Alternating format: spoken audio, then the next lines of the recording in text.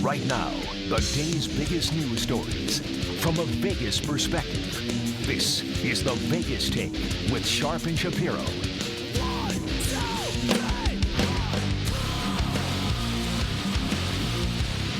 All right, welcome back. It is the Vegas Take, Sharp and Shapiro, broadcasting live from the studio kitchen of Shapiro.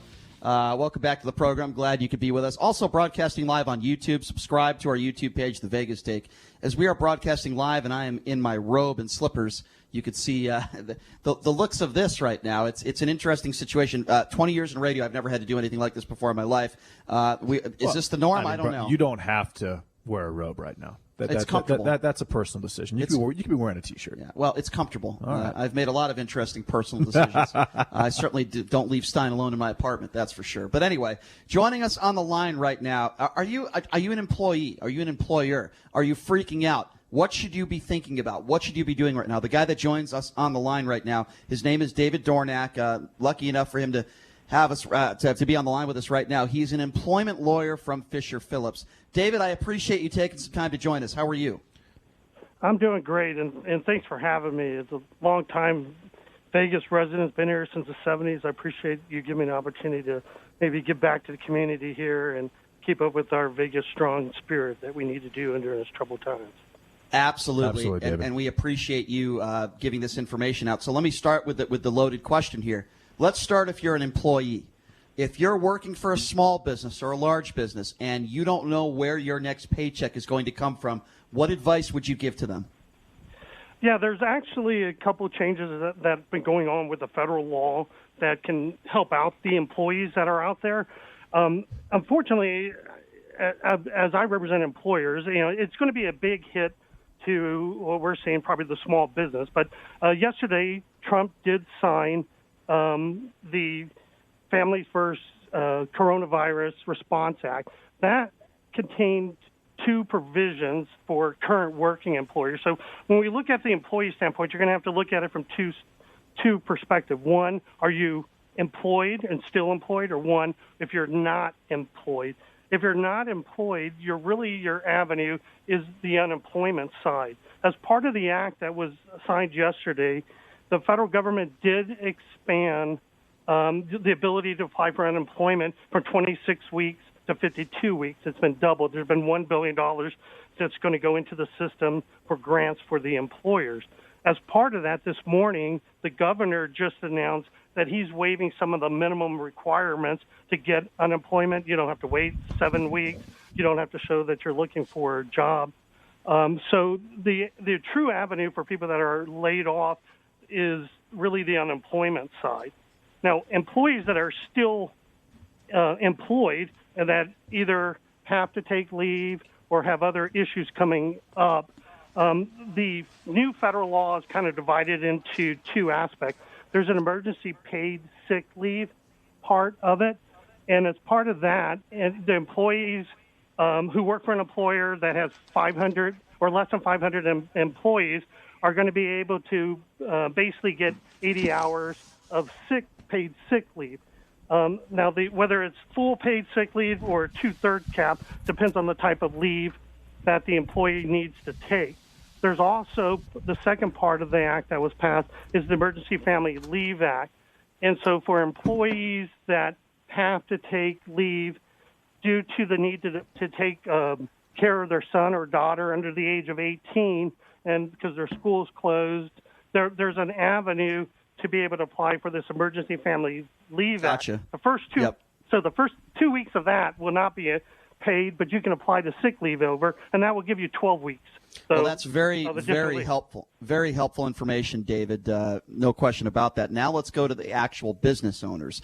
I want to ask you this. If somebody operates a food service or restaurant, maybe it's an entertainment facility, a recreational facility, do they have to close, and for how long? Yes, they should close, and they should close for 30 days. I mean, I've seen debate going on this. I mean, we've heard what the governor said. He's definitely closed casino. There's an article that came out in the Review Journal late last night that said some of these other things are kind of optional.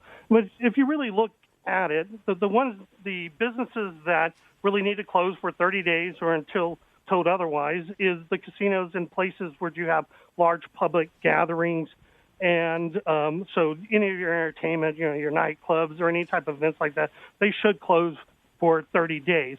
A question starts coming up with retail, and how do you work with that? And what the general advice we're giving is kind of following what the governor is saying, is that you need to convert your operation into something that can service your customers either through deliveries or some type of pickup, and not that they come in. And then to the extent that you remain open with that, to maintain, the social distancing. And the same really goes with restaurants. If to the extent that you can close the inside operation so you're not having dining, but can service takeout and delivery, you can look at remaining open under those circumstances and just keep the social distancing requirements.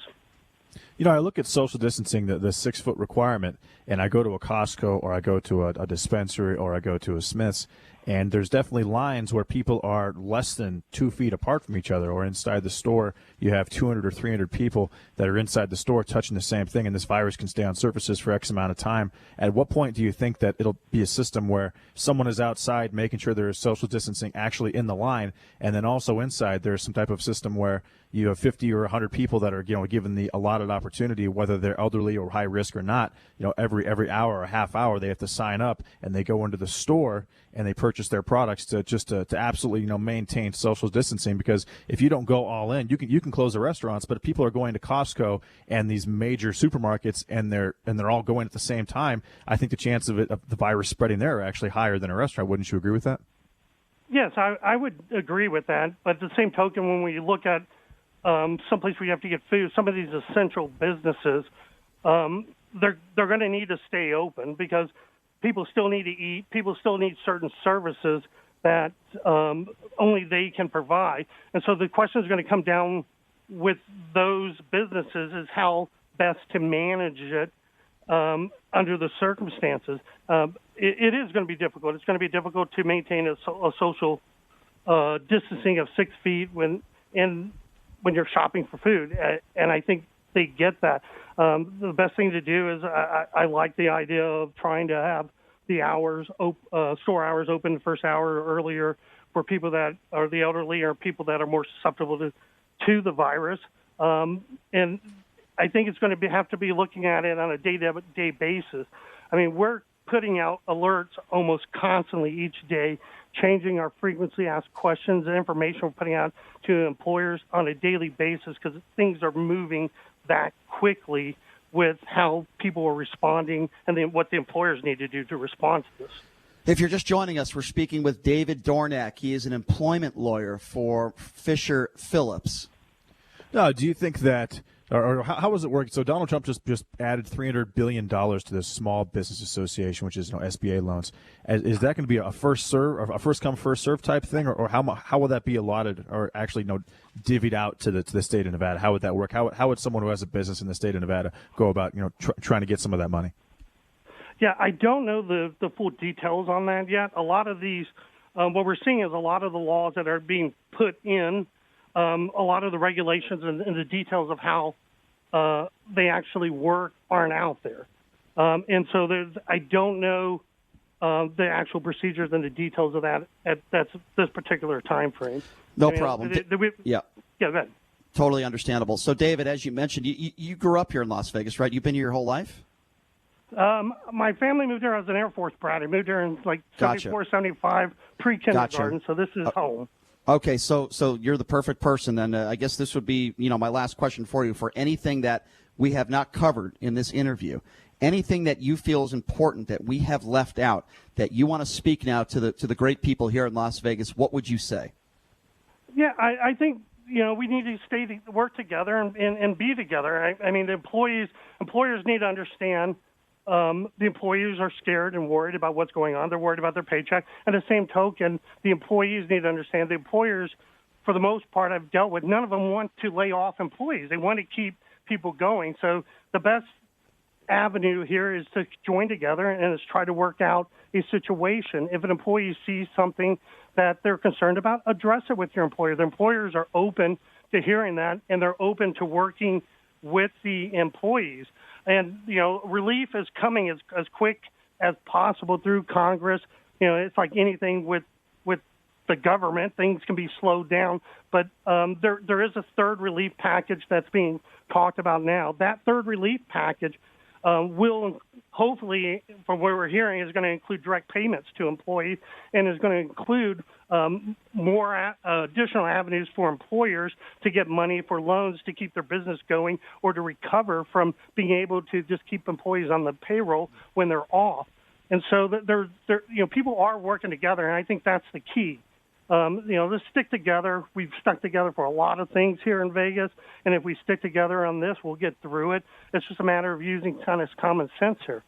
Yeah, no question. Well, David, thank you so much for this important information that you're sharing with our listeners. We really do appreciate you, and maybe down the road we can have you on again. This situation not going away anytime soon. David Dornak, employment lawyer from Fisher Phillips, thank you so much for your time, sir. We really do appreciate it.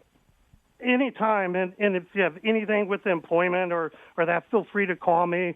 I'll be happy to come back on. I'll be happy to talk to you off of the record. And hopefully when this is all over, we can maybe sit down for a beer at the UNLV basketball game. And that sounds great. Be happy. Absolutely. I am all for it, David. Thank you so much for your time. Hey, thanks a lot, David. Thank you. Bye. Yep, we appreciate that. That's David Dornak, employment lawyer from Fisher Phillips. Really smart guy and really some important information that he's sharing with our listeners. I hope you all took down some notes on that. All right, we're going to open up the phone lines now, 702-257-5396. New York Times report now reporting that the White House was warned last year that the U.S. wasn't ready for a pandemic. They were warned over a year ago. This is breaking news. The New York Times is reporting it. Does that concern you? That the White House was warned? I mean, this sounds like 9/11 in a sense that, if you remember, Condoleezza Rice and the White House was warned that Osama bin Laden was planning his next attack on the United States. Then we had 9/11. Do you think that's a fair comparison here? Do you think that the White House deserves to take some responsibility and ownership of this, even if it did start in China? We're taking bringing that up makes it very, very coincidental, considering the fact that this just happened right after the impeachment. You have the Mueller report. You have all these different things. I don't think you should be making this political at this point, Brian. Hold on a second. I'm saying bringing the fact up that the White House was potentially warned. So you're saying that how is that making it political? We're holding our politicians accountable. But you're not thinking about the actual timeline of when this virus actually kind of took a foothold. It was right after impeachment. Donald Trump and the Trump administration. What does that have to do with it? I'm just saying I'm not. What does the impeachment have to do with the coronavirus? I'm not totally convinced that it's all coincidental at this point. So you're telling me, considering the timeline, that the coronavirus, especially with information like this coming out. So you're telling me that you think the coronavirus has something to do with the impeachment and the Mueller report? I'm just saying that it's not all coincidental at this point. What does that mean? That's all I'm saying. What does that mean? You have to explain yourself. What do you mean that it's you think it's not coincidental? I don't understand what you're trying to say. You're saying that the coronavirus, you think the coronavirus cares about the impeachment of Donald Trump? I don't understand. No, I'm saying that the coronavirus, suddenly, the last pandemic the world had was 1918, the Spanish flu. Donald Trump and the Trump administration goes through all these different obstacles from the left-wing media for about 3 years. And then towards the end of his presidency, when he's looking like he's going to very much easily win the 2020 election against a very weak Democratic candidate and most likely Joe Biden, not Bernie Sanders, this suddenly presents itself. And within a month of it presenting itself, information comes out that, oh, by the way, the White House was not prepared for this pandemic. It just seems very, very coincidental. It's not, by the way. But that's not accurate. Now, that being said, I would like to report that chloroquine, which we discussed, Wayne on Root said that silver alkyne or colloidal silver actually does kill the virus. The FDA has approved a treatment for the coronavirus called chloroquine, and this just happened about an hour ago. So that is a positive thing about the possibility of stopping this deadly virus, particularly to high-risk groups like the immunosuppressed and the 80+. So here's what I want to do right now. I want to hear from you guys out there. I want to hear your personal stories. Where do you work? What are you doing right now, and what are your concerns? I want to hear those stories from you great Vegas locals out there. The I don't want to use the term inconvenience, but the troubles that you've had to go through. Maybe you're trying to put food on the table for your family. Maybe you don't know where your next paycheck is going to come from. What industry do you work in? We want to hear your personal stories, and we're taking your phone calls right now at 702-257-5396. Again, that's 257-5396. Let's go to Elle. Elle, you're next up on the Vegas Take. How you doing, Elle? Hey, what's up, Elle? Good morning, guys. Long time. I never can get in, but I'm in now. So I was going to ask the attorney a question, but I'll ask him on the phone. But can I just be a conspiracy theorist just for about a minute and a half? Sure. Now, I'm a driver in Las Vegas, meet a lot of interesting, wonderful people. This gentleman I met about 2 or 3 months ago comes to mind, elderly gentleman. We're talking about our nation, talking about things going on. Donald Trump comes up, and this gentleman told me, he said, when we talked about China and all the bragging and how this man is humiliating China and bragging about our economy and bragging about what he's doing to theirs, this man said, when China has had enough and they're ready to enact revenge, they're not going to do it conventional warfare style. They're going to unleash viruses. It's going to be germ warfare. And this was so profound when I'm looking at our nation right now.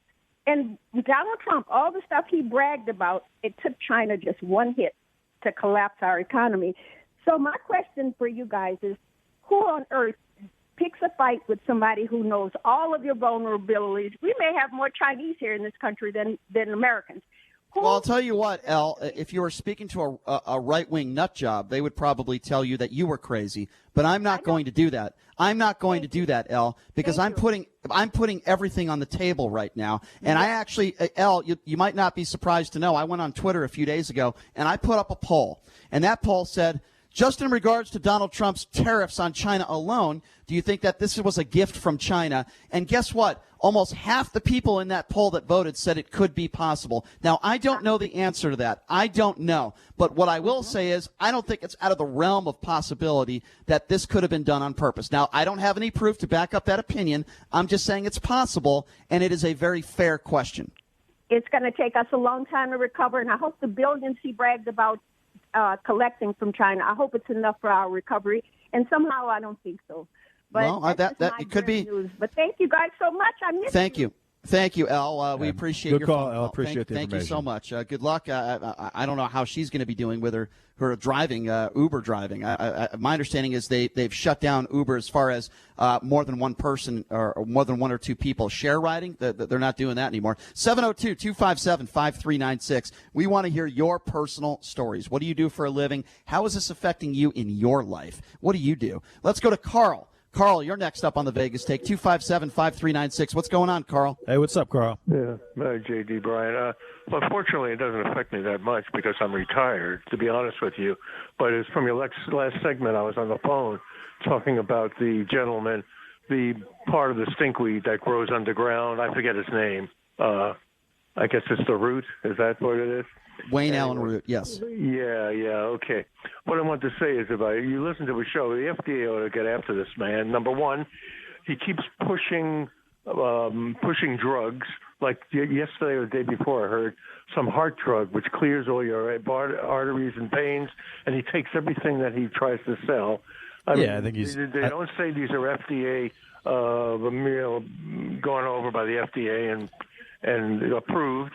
I mean, it's like a con job. I mean, I think he's kind of starved of radio content, and he isn't doing the best financially. And it's kind of there's a movie called Contagion that came out in 2011, and there's Jude Law plays a character in that, and he's a reporter who fakes this cure called Prosithia, and he makes billions of dollars off this cure, and it's kind of the same thing that I think Wayne Allen Root is kind of attempting to do here. Listen, this is the game. It is very disgusting because people need accurate information. They do not need fake news right now. Well, speaking of fake news, this is the same idiot who thinks that he's the reason why Donald Trump was elected. 257-5396. Again, that number to call 702-257-5396. We want to hear your personal stories. How has this coronavirus affected you personally? Let's go to Robbie. Robbie, you are next up on the Vegas Take. What's going on? Hey, what's up, Robbie? Hi. I just wanted to say that, first of all, I'm in the wellness industry, and I've had to close my doors, and I've had to not let my renters rent. So I have no money coming in at this time right now. I'm sorry to hear that. That's very scary. Well, but it's not. But you know what? What I want to say is I am not frightened to the degree that is being espoused on radios and television. Now is not the time to panic. Now is the time to go within, to breathe, to meditate, to just really lift everybody up and smile and be kind and not point our fingers at our politicians. That just incites aggravation and fear. We have enough in our own lives of fear to start pointing fingers and making a big deal out of what is, we have no idea what's going to happen.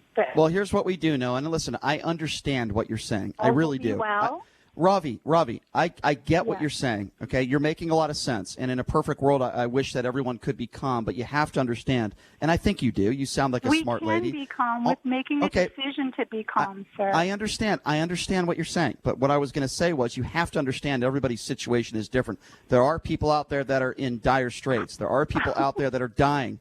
There are people. Well, you're laughing. What is funny about people losing their lives? I'm in dire straits. I don't have one penny coming in, and I have to from pay a financial standpoint, I agree with you, but I'm not necessarily just talking about from a financial standpoint. There are people that are losing their lives. There are people young like yourself that are going home to mothers, grandmothers, grandfathers, and they're afraid for their loved ones because if they contract the virus, they're in a lot of trouble. So while I understand what you're saying and I get what you're saying, yes, we should try to be as calm as possible.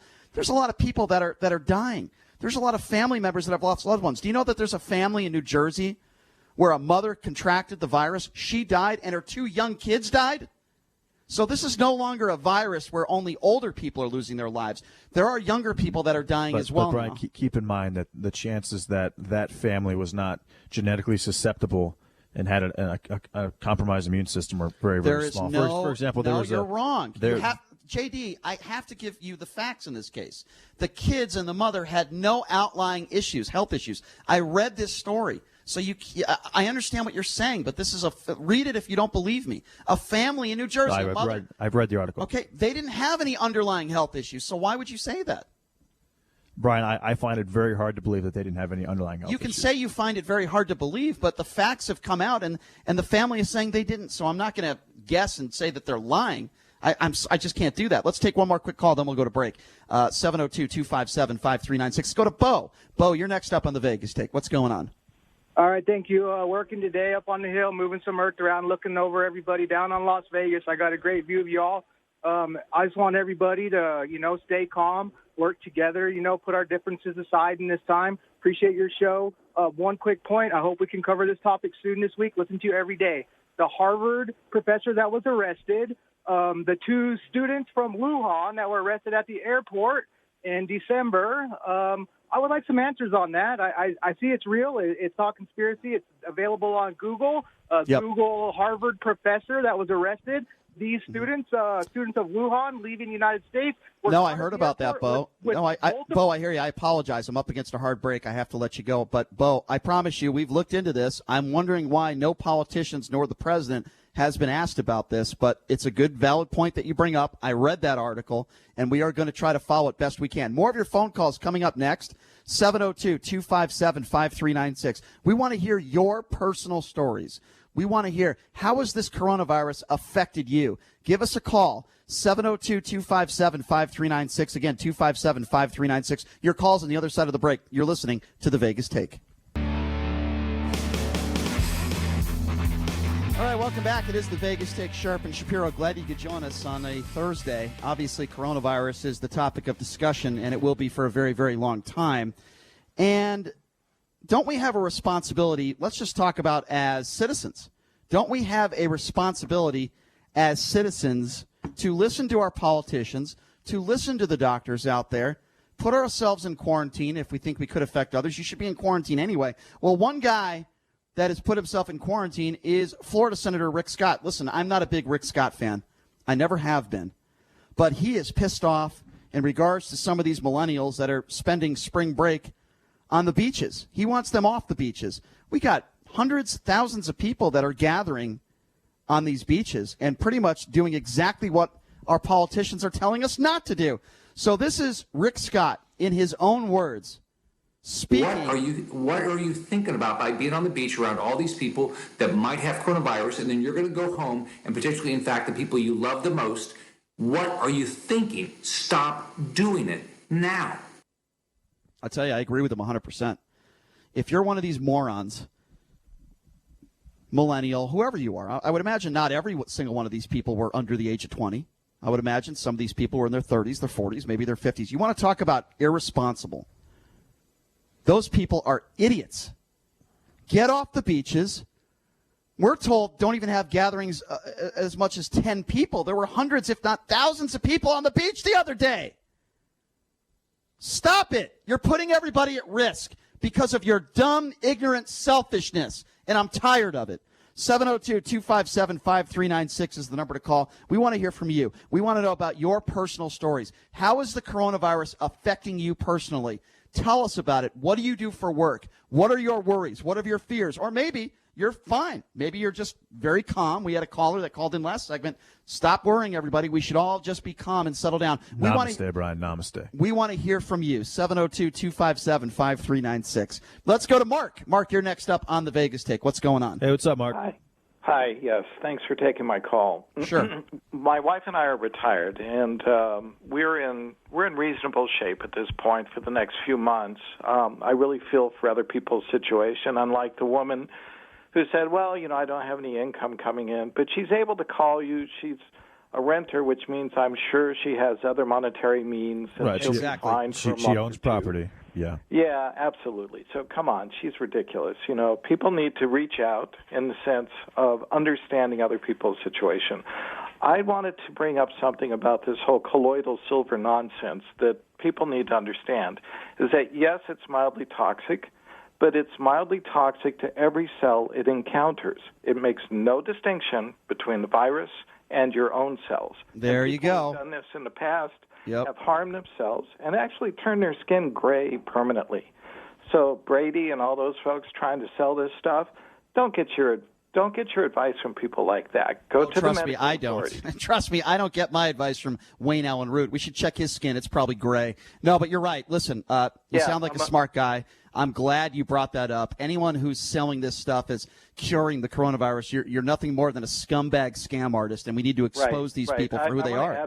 I'd like to add a couple of things. My wife Sure. and I went into Costco briefly the other day. It was jammed. There was an hour-long line. We walked in, looked around, and walked out. A perfect place for the virus to spread. Exactly. Stores that are doing this are irresponsible. I called Costco corporate. I said, you need to limit the number of people going into your store. And I want to make a suggestion that this has been going on at airports where you have these portable thermometers where you can scan somebody's forehead and see if they're running a temperature. Those should be also widely spread around. Yeah, actually, the Encore. Anybody potentially entering a place of business or an airport or any other place, hospitals, of course, and so forth, if they're scanned and they're showing a temperature, it should be you're turning around and go home. We're not letting you in. Yeah, that's a great call. Mark, really good points you just made. Really, really solid points. We do appreciate the phone call. Yeah, and actually the Encore and the Wynn, before the casinos were shut down, they actually had a thermal temperature scanner that they were every single person that walked through the door, if their temperature was over 100.5, they were turned away. And I think that I agree this should be taking place with all the grocery stores, and there should be someone outside making sure, and I'm talking like a law enforcement, that should be making sure that there is the correct distancing between the lines before you walk into the store. And once you're in the store, it should be a max of 50 or 100 people every 45 minutes or every 30 minutes. We'll say 30 minutes, and you should sign up for that online. If you're not, if that is not taking place, then you are absolutely, in my opinion, spreading the virus through these stores, trying to protect yourself from the virus. I mean, what is the difference? Which is 100% counterintuitive and counterproductive. What is the difference between, somebody like myself? I'm having my 40th birthday coming up next month, and I was planning on having 50 to 100 people at this party. There's no way I'm having this party now. So what would people say out there if I selfishly had this party? They'd call me probably a lot of names, right? What's the difference between me having a party with 50 people and what the stores are doing, like Costco? Please explain to me what the difference is there. 257-5396. We want to hear your personal stories. How is this coronavirus affecting you? And let's go to Michaela. Michaela, you are next up on the Vegas Take. What's going on? Hey, what's up, Michaela? Hi, thanks for taking my call. Sure. Just wanted to share my story. I didn't lose my job. Where I work is considered essential. It's in healthcare. So, but I'm a single mom of a 4-month-old infant, and the daycare closed. And so, I'm unable to go to work because, I have to watch my child. But, Sure. I'm just trying to figure out how to, make it work. Since my niece is, out of school right now, I'm driving to Utah to pick her up and bring her, and she's going to watch my child so I can go to work, because what do you do for work if you don't mind me asking? I work at a recovery center. Oh, great. So that's essential, obviously. Correct. Yeah. So. Well, can I ask you a question? And by the way, I'm so sorry that you've had to deal with that. It sounds like you're doing the best you can under the circumstances. We had a caller last segment who called in and said, everybody just needs to relax. I don't have any money to pay my bills, but just meditate. What would you say to somebody like that would tell you to meditate? Because I think it's asinine. What would you say to them? Yeah, I mean, it is important to remain calm and everything, but if it's a single family, household, and I'm the only income to support my house, then right. I gotta do what's necessary to find a solution and make it work within all the chaos. Absolutely. Well, Michaela, let me just say this. Thank you for sharing your story. We appreciate it. Sorry that you've had to go through what you've had to go through. You can't work, but I appreciate you sharing that with us. I wish you the best of luck. You sound like a very responsible mother, and we're glad that there are people like you out there helping others, by the way. That's what you do for a living, so we appreciate you. Thank you for sharing your story. 257-5396. Again, that number 702-257-5396. Let's go to Anthony. Anthony, you're next up on the Vegas Take. What's going on? Hey, guys. How you doing? Good. Hey, I wonder, I'm also, as your last caller, I work in healthcare as well, infectious disease. And I wonder, we've had some employees that tested positive from Florida for coronavirus, this type of virus now. So I wonder, as employers, should we be calling any money given to employers a bailout? I don't feel it's a bailout. I think it's an investment. What do you guys think? I don't think we should be calling it a bailout. Probably not. Listen, I'm not a big fan of bailouts to begin with, and here's why. I'm not a big fan of throwing out a lot of money to big companies. I'm more concerned about the smaller businesses. Well, the terminology is different with a bailout. We look at The Big Short, what happened with the housing market. That was kind of self-inflicted. That was self-inflicted, and I agree it's not.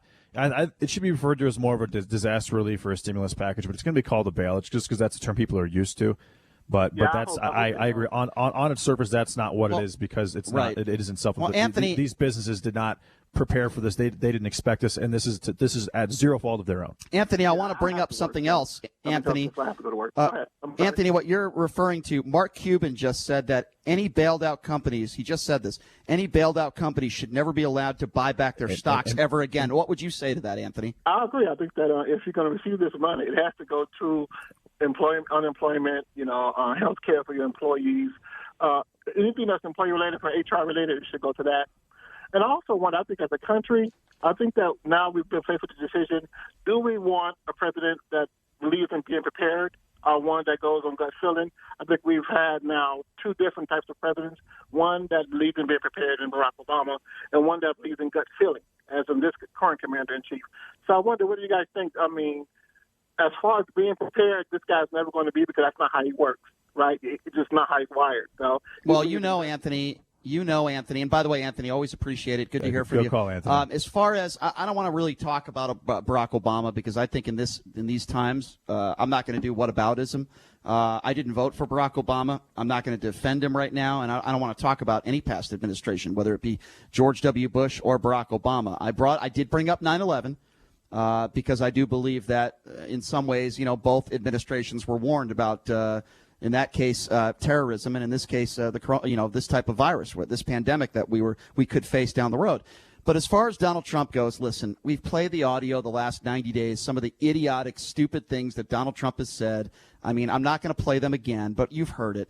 Go to work. A lot of people are going to work and they start feeling better, this thing is going to miraculously disappear. I mean, the idiotic, stupid things that Trump has said over the past of the last 2 months is beyond irresponsible. But he didn't know exactly what was going to happen. The virus. So if you don't know, then you don't say things like that. The virus has mutated. The virus has changed. He was not prepared. Obviously, he did take money away from the pandemic team in 2018. There's no denying that. As far as what Mark Cuban said, and he spoke specifically to the airlines. What happened with the airlines is they would get money from the government, and they would spend all that money. They would spend all their cash, and they would use it to drive their stock up, which would increase their valuation. What he is saying is when you get that money, you cannot do that. The money, because right now these airlines are cash poor and they can't pay their employees. So when you get money from the government in a bailout situation or in a stimulus situation under these circumstances or any circumstances, you should not be able to take that cash and use it to supplement your own stock and push it through the roof. Okay, but you said it yourself, and then we'll take some more phone calls at 257-5396. If you don't know, then don't pretend like you do. And that's exactly what Donald Trump did. You just said it. He didn't know. When you don't know anything about a virus, you don't go on national television and say, hold on, let me finish. You don't go on national television and say, it's going to be a miracle. It's just going to disappear in front of Diamond and Silk. And they're going, you say, Mr. President. All right, let's go. What about us? What would Barack Obama do under these circumstances? I just said I don't want to talk about Barack Obama. I'll tell you one thing he wouldn't do. Okay, let me answer your question. I don't want to talk about this, but you asked me the question, I'll answer it. Well, you have a problem with how Donald Trump's conducting himself. I'm trying to answer your question. Brian, this is the most. All right, I won't answer your question. This is the biggest pandemic. This is the combination of the deadliest and the most contagious virus since the Spanish flu, you want which me to was answer your question? 2 years ago. I'll answer your question. There have been 20-plus presidents since then. We could go through and say how each individual president have handled this. I want to know how Barack Obama, let's do what about him. How do you think he would have handled this virus? Well, I'll tell you one thing he wouldn't have done. That's all. I'll answer your question. He wouldn't make things up. He wouldn't say he's a 10 out of 10. He wouldn't say A+. He wouldn't talk about himself all the time. That's something he wouldn't do. And I don't believe Barack Obama, in my personal opinion, day in and day out for months would have downplayed something like this because, as you said, he didn't know. Let's take some more phone calls. 702-257-5396 is the number to call. We want to hear your stories. How is the coronavirus personally affecting you? Let's go to Fernando. Fernando, you are next up on the Vegas Take. What's going on? Hey, what's up, Fernando?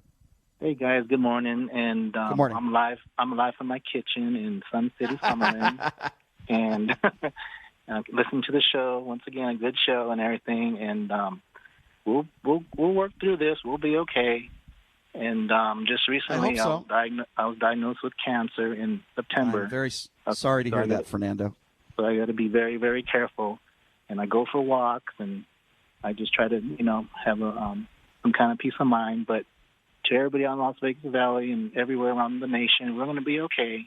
We've gone through serious things, but we're going to be A-okay. And with the economy, I guess was the $850 billion package will be coming up, and then another $250 billion was just signed. And that's okay because we're going to need it. And for Miss Carolyn Goodman to come out to say that we cannot survive, we will survive.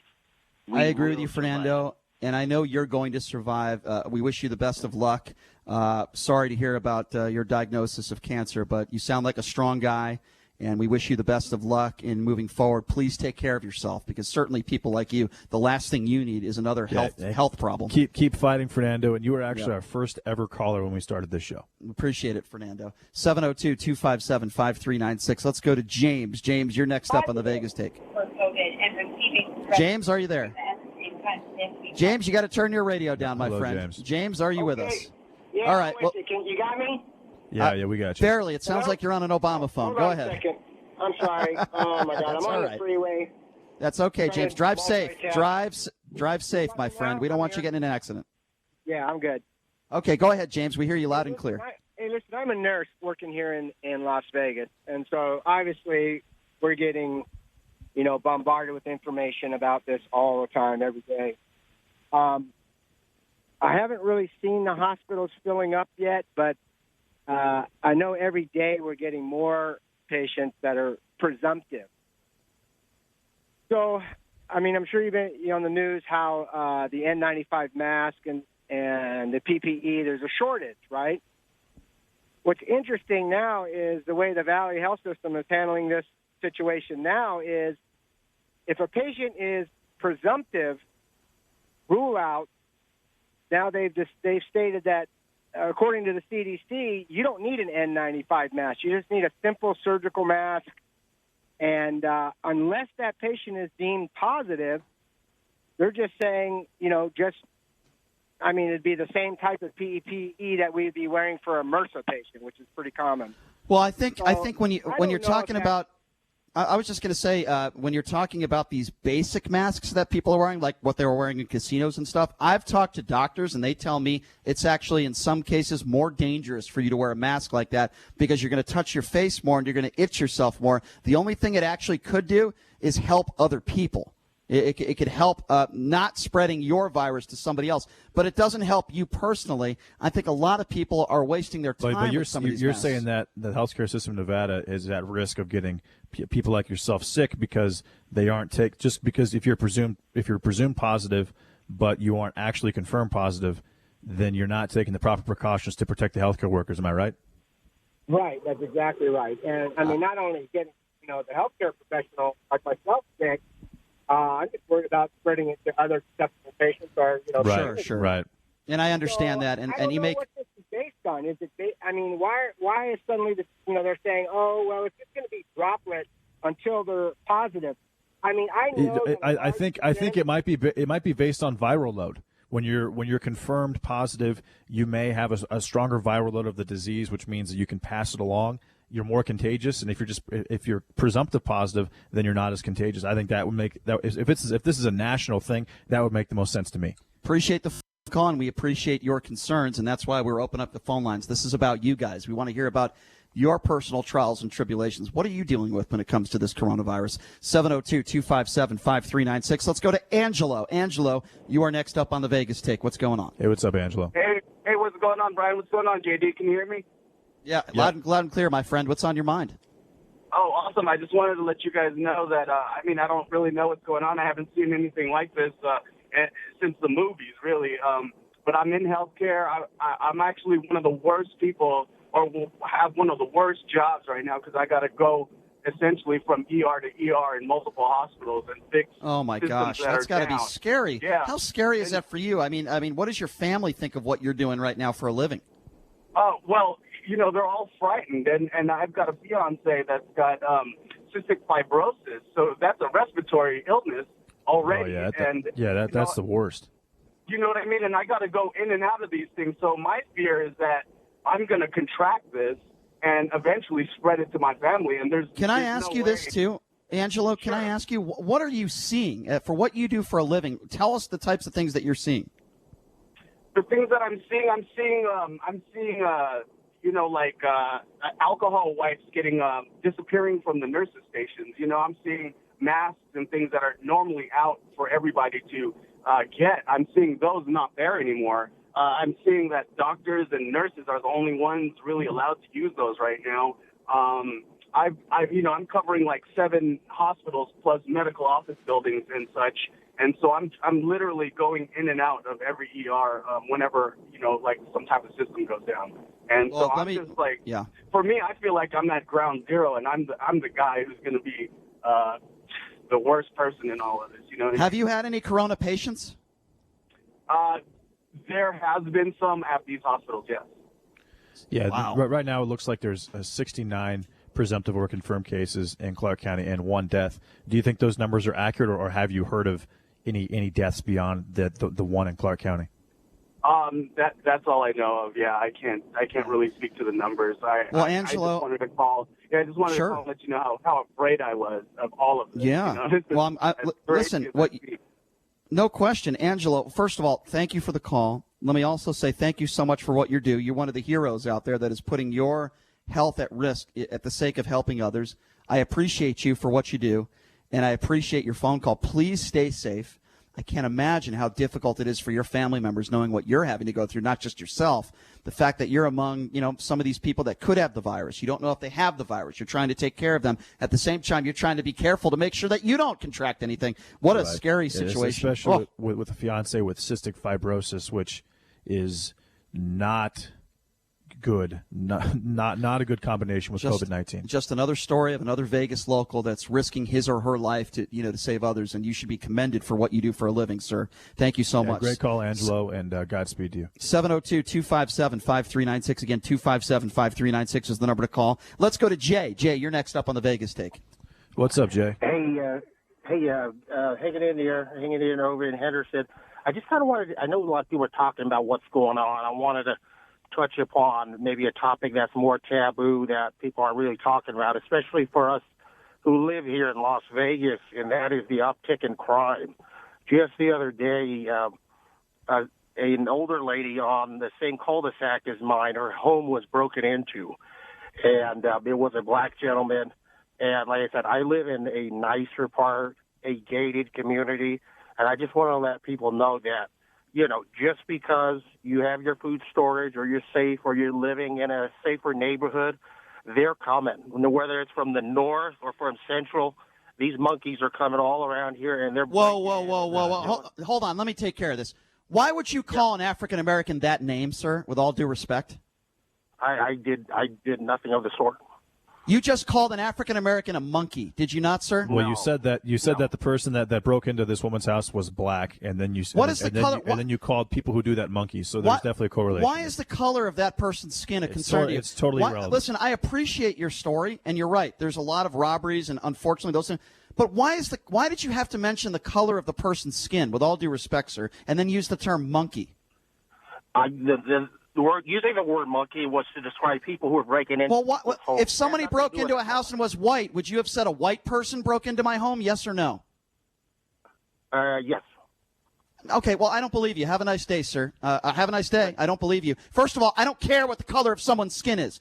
I don't care what the color of what someone's skin is that breaks into my house or one of my friend's house, and I would never use the term monkey. I'm sure you have no idea why I'm going off the rails here. But that being said, there is a reason that basically every single gun and ammo store in Las Vegas is out.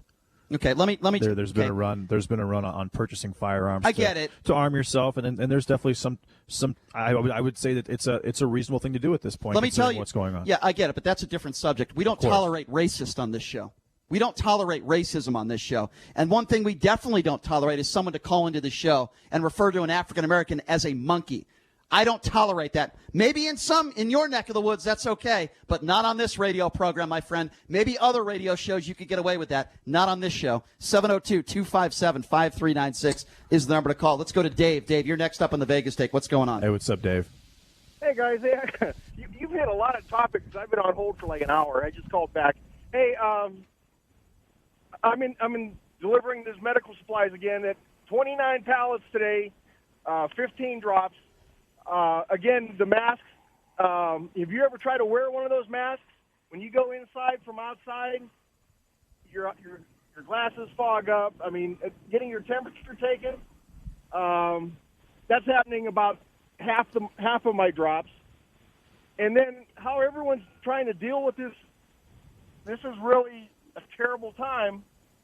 My wife, she can do the gummies, but I've got that Class A license. I can't do that. No, I understand that. Hey, be careful about those gummies. I took one of those gummies last week, and it freaked me out. Well, my wife loves them. I can't do it. Your wife has a better tolerance than I do, my friend. I'll wait till I retire. But I do have a new way to shoot tequila. Have you heard the new way to shoot tequila? You get an orange. You slice your orange. Sprinkle cinnamon on that orange. Take your shot, and then bite the orange. I've never heard that before. I thought you were going to say butt chugging, and I'm glad you didn't. Well, I appreciate that story. Unfortunately, we're up against a hard break, my friend. I'm glad your wife has a higher tolerance with gummy dispensary gummy bears than I do. We're going to take a quick break, and when we come back, Darcy Spears.